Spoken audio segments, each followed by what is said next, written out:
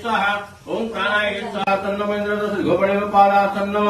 इंद्र दश दिगोपाळेभ्यो पाद्यं नम इंद्र दश दिगोपाळेभ्यो अर्घ्यं नम इंद्र दश दिगोपाळेभ्यो गन्धं नम इंद्र दश ओम वनस्पतिरसोदिभ्यो स्वासमान हे स्वाहा मकर कुणा इति मयि उदं देहि तमे वच पुत्र पुत्र पपत्राय देहि मे गणनायक भट्ट स्थान तळे पगिति भट्ट स्थान स्थिरो भव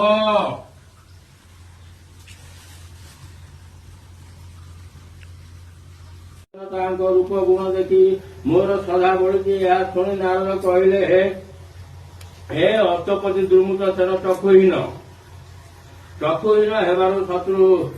माने राज्य काढ़ी देले तदतारू से राजा सुकुटुंब अरण्य बास करुँच से राजा सकल गुण गुणी अटंती मात्र आंबे बोलुवती विवाह अनुचित से सत्यवानर